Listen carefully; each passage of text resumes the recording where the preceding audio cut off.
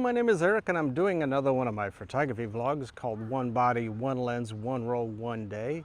I am here at Burchard Park in the heart of Fremont, Ohio. Cool, large park, playgrounds, basketball courts, tennis courts, picnic areas, all sorts of stuff. Lots of trees, lots of green right now. It is a late May, so lots of green going on right now. Today's camera is a Nikon FG-20 from the mid-1980s. This guy was only in production for a couple of years. Not sure why. I'd have to do a little bit more research on it. And I've got the standard 50mm f1.8 Series E. Now, if you've seen some of my previous episodes, you'll find that you'll hear me talk about the Nikon 50mm lens and the 1.4s and the 1.8s. The Series E was their economy line. It was not the best when it came to maybe the utmost sharpness. Kind of designed to go with the FG to keep it nice, budget friendly, interchangeable lens camera. I've always thought that they were maybe a smidge on the soft side, kind of like Pentex's F2 lens. I always thought was a little on the soft side. Hopefully, maybe just a bad copy, whatever. Hopefully this one proves me wrong, but just the Series E lenses, at least the 50mm to me was a little soft. Now the 100 I thought was a decent one. Not ruggedly built, but the 100 2.8 was a nice Series E lens. All right, today's film, some film photography project, slow film. This is some black and white ISO 6.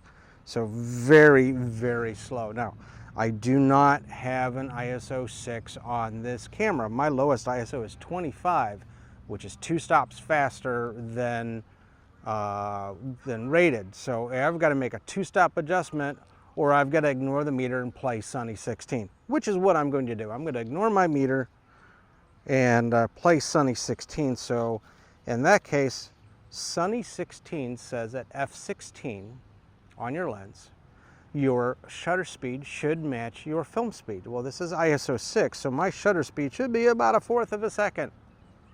That's too slow for me to hand hold. So what I'm going to do is, as I open up my aperture from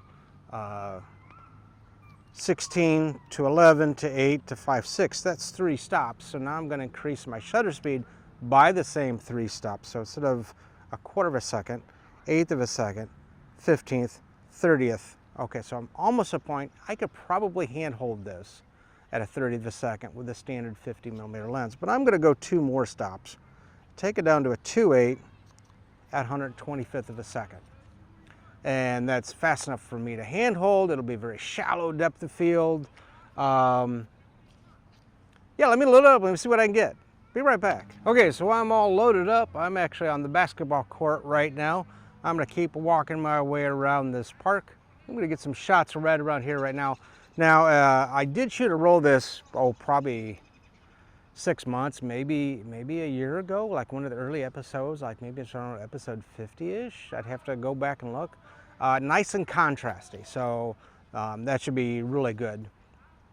And with black and white film, things that are nice mid-tone becomes nice mid-gray. So this basketball court's a greenish. The grass is greenish. There'll be a little bit of difference. This grass is probably a little bit darker. The dark green leaves and stuff should be even darker. Maybe not quite pitch black, but probably pretty close. I don't see anything that's maybe a really dark tone, except for maybe if I caught a silhouette of a tree trunk or something. That should be a nice, rich black. All right, let me get a couple shots. Be right back. Now the baskets on this court are rimmed. Let me move the camera here.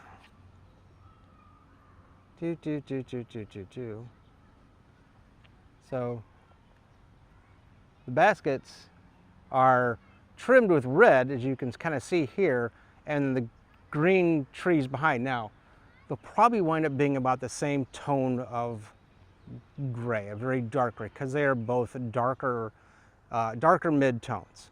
So it's not like red's going to pop out and the greens won't, because I'm not using a filter. But if I were to use a filter, a red filter would make the red trim on that net go white, and it would be very hard to discern that from the actual white that's in the middle.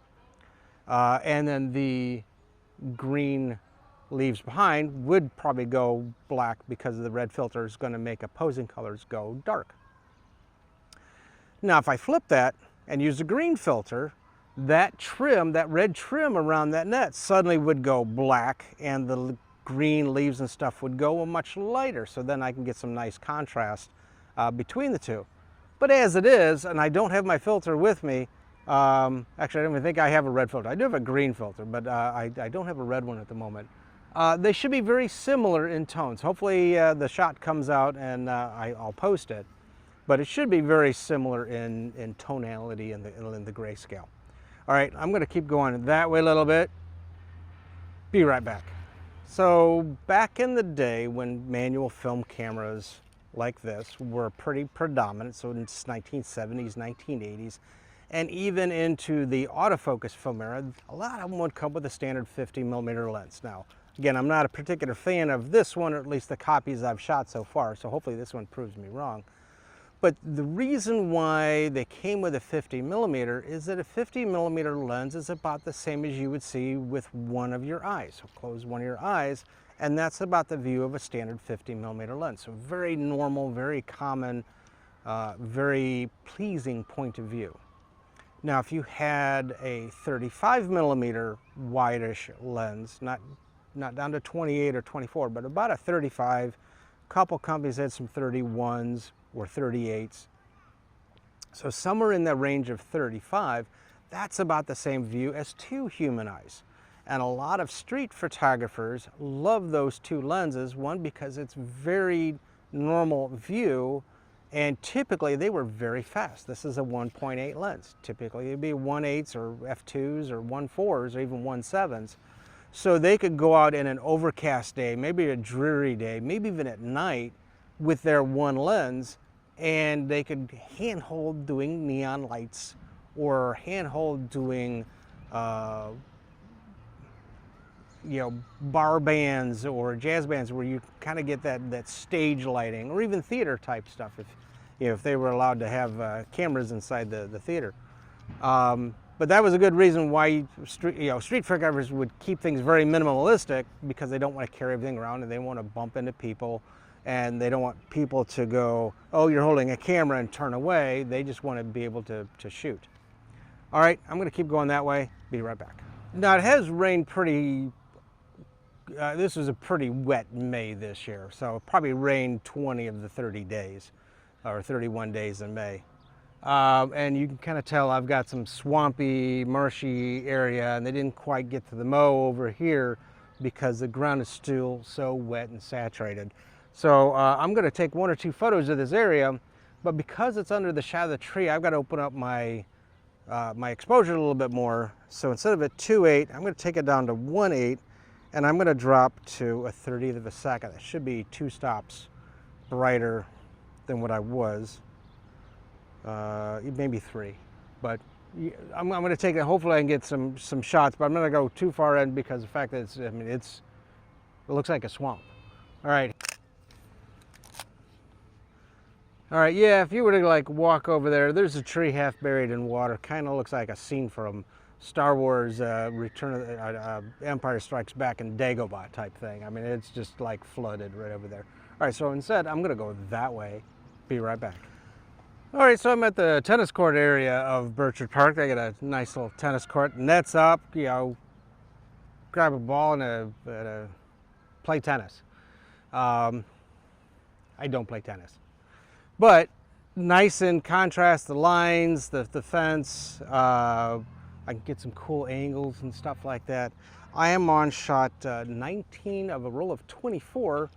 Now, because a lot of this is, at least on that direction, very much in the shade, I'm gonna reopen up back up to 60 to the second at f8. That's probably about 2 stops brighter than sunny f16 for this really, really slow film. Get a couple shots this way, and then after I reset it for sunny 16, we'll go on that side. All right, be right back.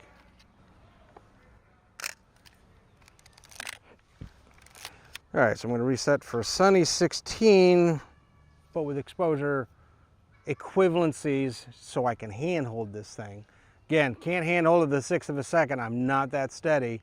So I dropped my aperture down to 2.8, and I was able to increase my shutter speed to 125th of a second. And that's kind of the equivalency of Sunny 16 with his really slow film in a position so I can hand hold it. Really cool tree right there. Branch with a bunch of green leaves against a blue sky. That should provide some very nice contrast to that. All right, let me get a couple more shots, be right back. All right, so that's the end of my roll. I only got 23, probably because of how I always like to load, make it go one loop around. So I did lose a shot on this one, but I would rather you lose a shot on your roll than lose the entire roll because it slipped off track. All right, so to rewind knob on this camera is at the bottom. So kind of like right there, I'm gonna push. I tend to hold it in. It should stay locked in, but I tend to hold it in just in case it jumps out while I'm rewinding. And grab your rewind crank, and as many shots as you took is about as many rewinds as you have. So this is a roll of 24, so this should be real quick on the rewind. And there it goes, I just felt it let go. And there's my roll of film. Again, today's camera was a Nikon FG-20 with a standard 50mm 1.8 Series E that you would typically get with this camera. Not a big fan of the Series E's that I've seen so far. Again, this one might prove me wrong. I always thought they were a smidge on the soft side, but it was an economy lens at the time. It designed so that way this kit would be $200–300 less expensive than a FE or FM body, which back then was probably $500 or $600. This guy was probably in the upper twos, maybe low threes. So it was a little bit more of an affordable option, but they did kind of make the body smaller. They'd strip it down a little bit. Maybe not quite as many features as an FE or FM or FA, but allowed budget-minded people to get into SLR photography. If you were to like look for one of these nowadays, probably less than $100. So, you know, very reasonable price manual SLR where, you know, the FEs and the FMs are probably in the mid twos to almost 400, depending upon which variant. All right, today's film was a film photography project slow film, ISO 6, right? Yes, ISO 6. And my meter does not go down that low. It only went down to 25. So I ignored my meter, played the Sunny 16, adjusted Sunny 16 so I could get a shutter speed where I can hand hold it. So hopefully I get some shots. Feel free to give them a thumbs up if I do. Feel free to comment on your experience with the film photography project films. I've got a couple more. I did one on their Sun film. That was ISO 1. So I had to make multiple adjustments for that one. Very, very contrasty film. Reminded me a lot of the Agfa Ultra 50 from back in the 90s. Very, very saturated, very punchy, but very, very slow. All right, feel free to comment on your experience with FPP type films, and or feel free to subscribe as new episodes try to come out every Friday and every Saturday. Bonus episodes happen every now and then. Short episodes go out. I did one on how to load a manual camera with close-ups so you can kind of see how I do it. Everybody's a little different, but you can see how I do it, and tries to make sure you don't get a slippage off of the winding reel. But in some cases like this one, you lose a shot, which I did. That's okay. All right, thanks for watching. We'll see you next episode.